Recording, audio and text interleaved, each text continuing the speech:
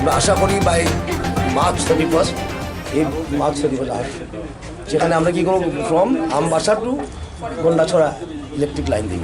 এই স্বাধীনতার পরে এই প্রথমবার লাইন যাচ্ছে, তখন কী হবে, ওরা ঠিক মতো কারেন্টটা পাবে, ভোল্টেজ ঠিক মতো পাবে, এই প্রথমবার কিন্তু ফ্রম আমবাসা টু গন্ডাছড়া একটা ডেডিকেটেড লাইন, ইলেকট্রিক লাইন। তার জন্য 12 কোটি টাকা দিয়েছিল এনইসি। আমি যখন মন্ত্রী হয়ে দেখলাম ফাইল, কিন্তু এটা বাতিল করে দিয়েছিল, 8-9 বছর ধরে কাজ হচ্ছিল না। তো আমরা মন্ত্রিসভা করার পরে আর আমি আবার মন্ত্রী হওয়ার পরে সেটা আবার টাকাটা নিয়ে আসি এনইসি থেকে, নিয়ে এসে আবার কাম চালু করি।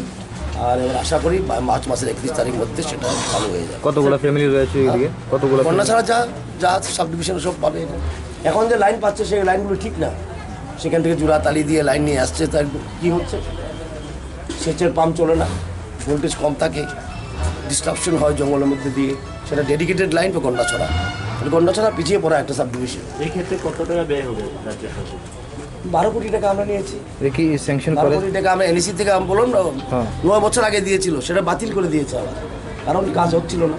ফরেস্ট ক্লিয়ারেন্স, এই ক্লিয়ারেন্স সেগুলো করতে পারছিল না বিগত সরকার। আমি ফাইলটা দেখে আবার গেলাম এনএসিতে, গিয়ে কথা বললাম ডোনার মন্ত্রীর সঙ্গে, নিয়ে আবার টাকাটা নিয়ে আসলাম, এবার কাজ হয়ে গেছে এবং বাই মার্চ মাস আমরা শুরু করে দেবো লাইন। মাস থেকে সেটা ল্যান্ডমার্ক অ্যাচিভমেন্ট বলা যায়। 70 বছর পরে স্বাধীন ভারতে একটা ভালো লাইন তৈরি হচ্ছে সাব ডিভিশন।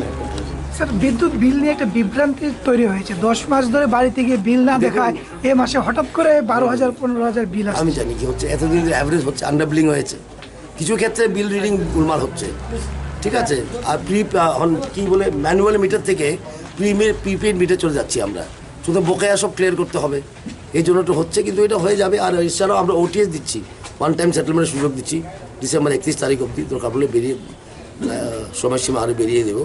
আর কি করবো, সেটা ওটিএস মানে পেনাল্টি মাফ করা যায়, বুঝলে, মানুষের যেমন কষ্ট না হয়ে করছি আমরা, কারণ একটা সিস্টেম থেকে আরেকটা সিস্টেমে নিয়ে যেতে একটু কঠিনই হয়।